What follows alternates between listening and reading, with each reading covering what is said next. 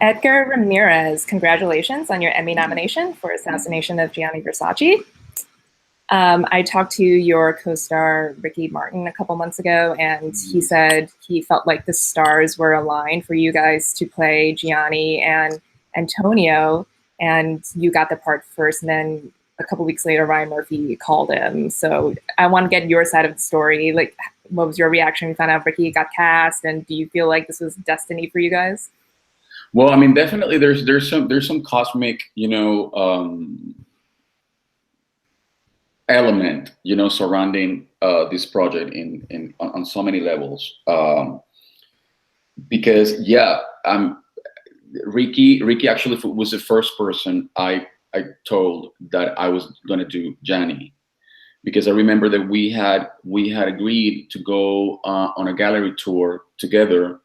And before we started the tour, as we were meeting at this great gallery here in LA, then I got a call from my office saying that everything was was in place and that we were ready to go. And then I called Ryan and everything was great. We were ready to go. And I had to take the call outside of the gallery. Then I went in.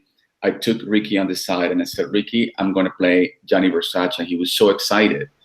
And he told me, man, I can't believe, wow, it's incredible. And I said, yeah, I mean, I've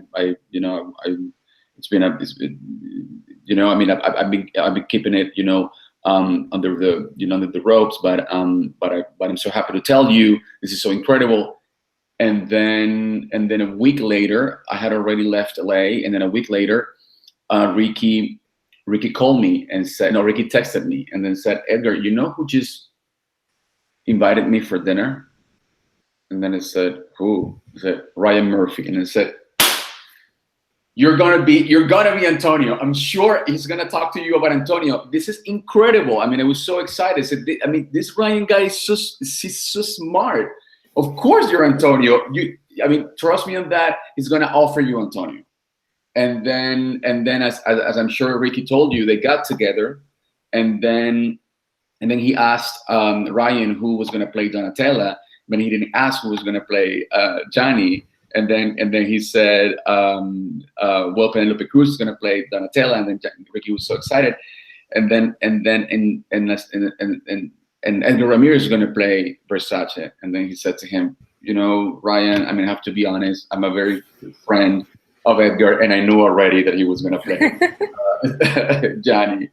And then Ryan got super moved. I think that it was a very moving moment, because of course, I mean, like half of the work was already there in terms of empathy, of care for each other, love for each other.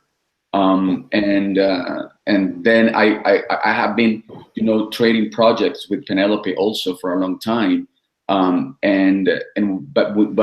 we hadn't actually met personally, but we've been remotely talking about potential projects to do together, and then suddenly we ended up being sister and brother on this project. So it was all meant to be. Yeah, totally. Yeah.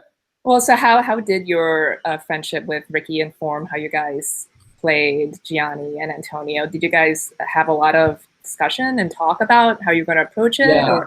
Yeah. For us, it was very important to tell a story, to tell a real love story, and to pay honor and respect to a relationship that, according to several accounts, and particularly the ones that I had access to, that were very close to both to Gianni and Antonio, because life still until this day keeps presenting me with people, even after I finished the project, that then suddenly were very close to either one or the other. So I was, and also as a former journalist, it was a goal of mine to try to find people who were close to Gianni, and that would trust me, and that would be generous enough to trust me with their insights. And according to all those accounts, they were very, very, very they were very close. They had a very strong bond. They were not only lovers, they were partners, they were allies. And and Gianni was very protective of Antonio. Yeah. Because he knew, the complexity of the family relationships and the complexity of the clan of Versace, and he was very protective of him, and we wanted to convey that. We wanted to convey that complexity and that bond, that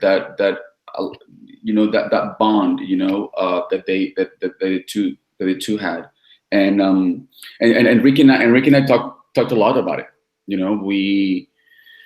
We wanted to tell a real love story unapologetically, with no. I mean, we wanted to show a couple with their own rules, without imposing any judgment on them, without allowing any preconceived ideas of what a love relationship should be, either straight or gay.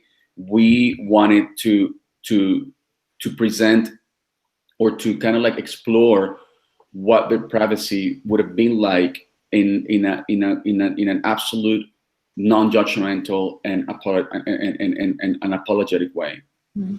I feel like a lot of the public image of Versace, and even like both of them as a couple, especially back then, like you just thought like they just lived this life of excess and like decadence, because like that was just a brand.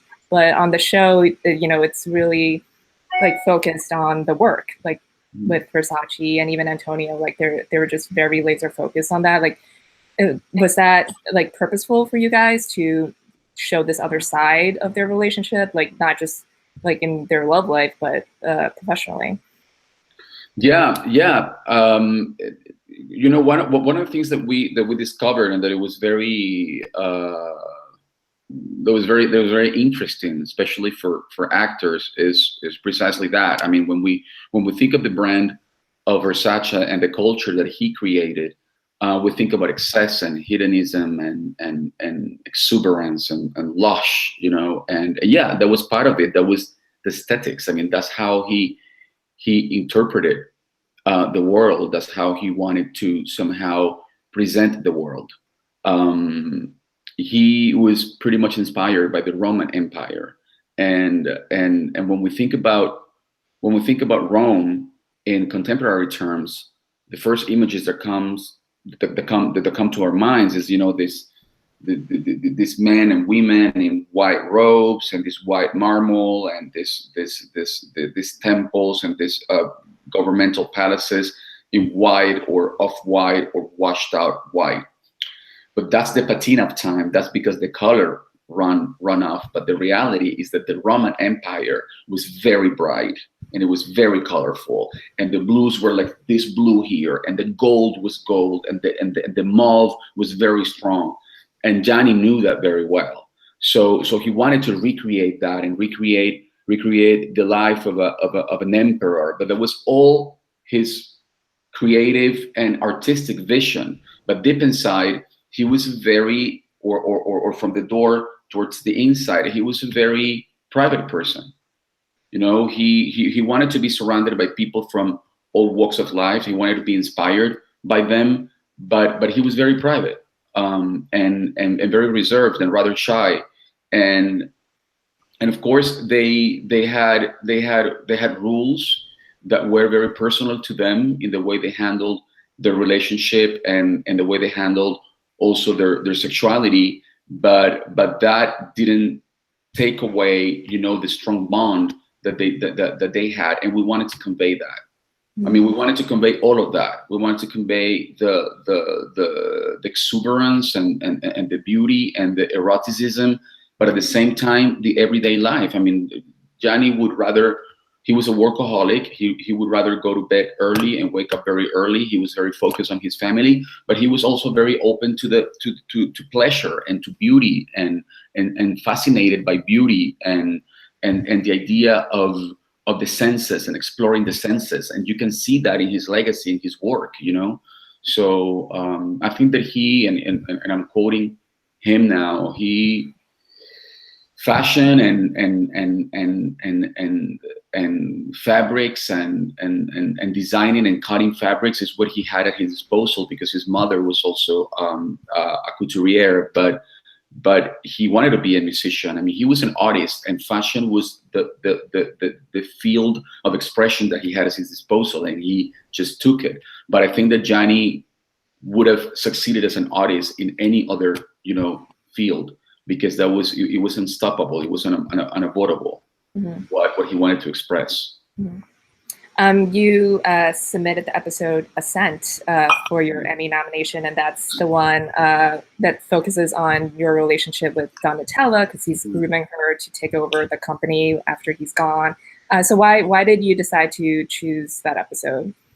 Well, because the things that there's something about. I mean, when you look at this show and you look at every episode, you would notice that the show deals constantly with the complexity of family relationships, which are the strongest, the most beautiful, but also the most complex, because oftentimes you end up in trying to help someone you love, you end up hurting the person that you love the most. And that is something, that's why dealing with family relationships is so fascinating, because they're so complex. And in this episode, it's all about that. I mean, he knows that the clock is ticking. He knows that not only his life, but his legacy could go away. That he need an heir. That he need to train that heir as soon as possible, and that he doesn't have time on his side. So it's an episode that, to me, I mean, I think that the whole show and the whole life of the Versace clan, it's very similar to a Greek tragedy. I mean, it's fated like a Greek tragedy. And in that episode, I think that Gianni, he came face to face with an unquestionable possibility of really disappearing, going away, and with him everything that he's built. And it was a race against time, but he couldn't bend time. I mean, he was a guy who was so powerful in his field that he whatever he wanted, he would get it. He would find a way to get it. There's a story that I heard, from a very good friend of Gianni, who was one of my sources. He's walking on the street in Miami, and then he sees the city hall on South Beach and says, "Oh my God, I love this house. I want this building." He says, "No, you can't have it. It's a city hall, and it's a governmental building." No, but I can buy it. No, you cannot buy any city property. You cannot get this place. Are you crazy? Well, but just, and this is the fun part to me. No, well, you know what? I just get the roof. That was Gianni. There was a guy who would find a way. If he couldn't get it, all out, then he would find a way to get it. And in this episode, he just can't get it. Mm-hmm.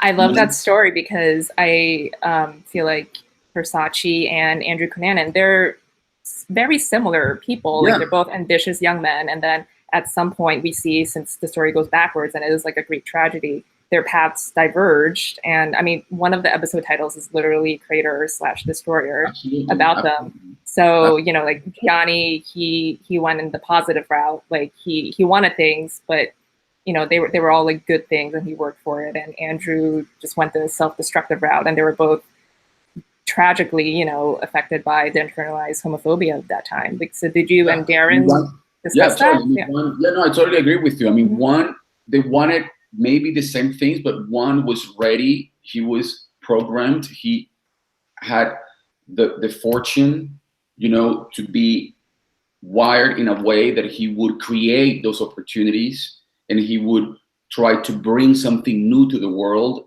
while achieving what he wanted. And the other one, because he was wired differently, because he came from a horrible, destructive family background, and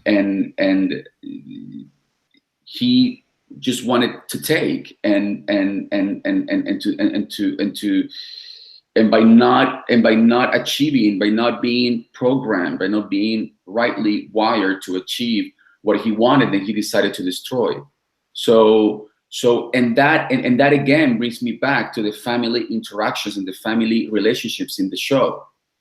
You have a family like Cunanan's family that unfortunately couldn't cope with the pressure. They couldn't cope They couldn't resolve their frustrations, their shortcomings, and they ended up hurting and destroying each other. And on the other hand, you have a family that had to deal with so much, a family that was able to stick together through adversity when life was throwing punches at them. One of them, Gianni, was almost dying. It's what happened in the episode in Ascent, and they're dealing with he's dealing with the real possibility of just not existing anymore. And they overcame that. They believed in the miracle. He came back, and the family stuck together. So you can see how the show is also a story about families and how one is stick together through adversity, and we're able to continue and to keep loving each other and to make those bonds stronger. Yeah, no matter how volatile the exactly, no matter how volatile, exactly. And in that episode, you see how the relationship goes, and also Antonio's in the mix, because Antonio's, I mean, the tension between Antonio and Donatella was constantly there. Those are like the two pillars in his life. Two pillars, yeah, and those were the loves of his life, you know, and they're both very creative people, very, very responsible people. And of course, he was the emperor, he was the sun, and these planets were orbiting around him. And then when he went away, he knew that if he ever, you know, went away, then this universe would collapse and would create a vacuum that would suck everything with it. He knew that. In that episode, I mean, that's how I remember my feelings that during that episode, is that he wanted to try to avoid that vacuum, but he didn't have time. And of course, we all relate to that, or at least I do. You know, I'm very close to my family, and I'm also one of the pillars of my family. And if I think about, you know, it's hard to think about the moment where you're not here and you want to be prepared, but no one is really prepared. And I don't know. I mean, it was very moving to me, that episode, and the moment when he loses his hearing. He goes from rage. I mean, what is happening in the episode. I mean, he goes from the frustration of seeing that Donatella is not understanding the vision, that she's not seeing things in the same way, and then suddenly this happens to him, and it was the metaphor of facing terror, because it's like, this is it. I mean, now I'm going away. It's happening right now in the middle of this discussion. And is this the memory that my sister and my lover are going to have of me? Is this the last conversation that we're going to have before I go away? So it's, I mean, there was the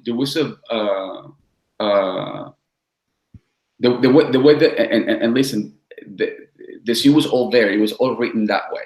Mm-hmm. I mean, it's a great like confrontation, and then it just comes out of nowhere when he just collapses. No, yeah, it's exactly, and and it was written like that. It was written like that, bit by bit, moment by moment. It felt almost like a play, you know, and with all the characters there, and then suddenly going from 0 to 180 miles in 1 second.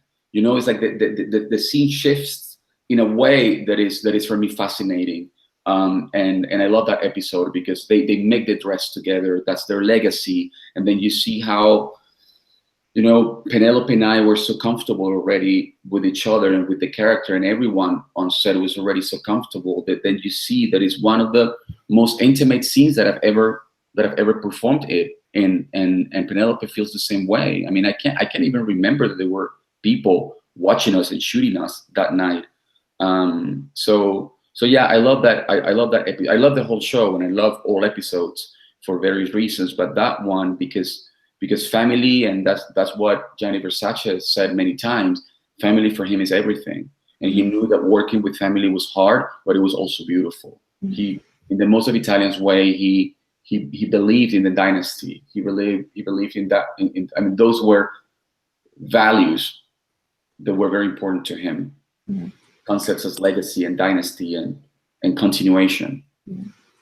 Well, this is your second Emmy nomination. You got your first one 7 years ago for Carlos. Does this one feel different because of the project and its resonance, especially in this current political climate? Well, it feels different because I have more friends. It was destiny. I mean, it feels different because now when I go to the events and when I go, when I have interviews and I don't feel like, the new kid on the block, I mean, again, I'm still super moved and I can hardly believe it. And I'm very honored and I'm very excited and very, of course, it's new in many ways, but at the same time, I'm surrounded by friends everywhere I go, by people that I know, people that I love.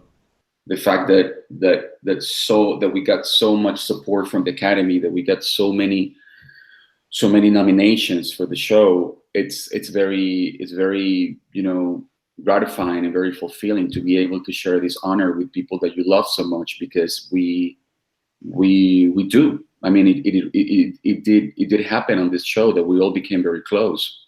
So it's great to share the honor, and I hope that everyone, I mean, from the youngest, PA to everyone, at the heads of departments, they all feel represented in these nominations, because they would have not been able, without the collaboration of everyone. We had the best crew as well. What are you gonna do if Ricky beats you or you beat Ricky? Is your friendship gonna be okay? Because you're up against Ricky. It's gonna be fine. I mean, you won't fight over it. Not at all. We're gonna celebrate. We're gonna celebrate no matter what. I mean, even if we don't win, we're gonna celebrate. We're celebrating already. Honestly, I mean, it's beautiful. I mean, I voted for him. Oh, okay. Yeah. So if he wins, it's because of you. If he wins, it's because of me, clearly. He needs to thank you. You need to be the first. You need to be the first person he thanks then. He better. No, no. Yeah, it's been a very personal process. This show, for everyone. I think I can speak on behalf of a lot of people. And the things we lived it was, I mean, we were really happy everywhere, every time we went to work, and we were really there to play and to experiment and to try to walk through unforgettable experiences and really giving all out. So this is the cherry on the top, I mean, it's but of course we're very proud and very happy and very thankful to be the recipient of so much support. Well, but, of course, I was super. I mean, I was super happy. We all called each other when we found out that we had I called Ricky, and then Penelope called me, and then I texted Darren, and then Darren called me, and then they called each other, and we were all very happy, because even if we didn't have, I had a few, and Penelope and Ricky didn't have scenes with Darren, but we all became very close because we were together a lot. You guys became a family. Yeah, and we would spend Sundays together, have barbecues together, have our pedicure and manicure together at Ricky's house. So once you're on that level, when you're at a situation where you can stand each other's feet while they get pedicure, then you're definitely family. That's what I used to do with my dad when I was a kid. Rule of thumb for everyone. Well, Edgar, it was great speaking to you, and congratulations on all your success, and good luck at the Emmys. Thank you very much. Thank you. I appreciate it.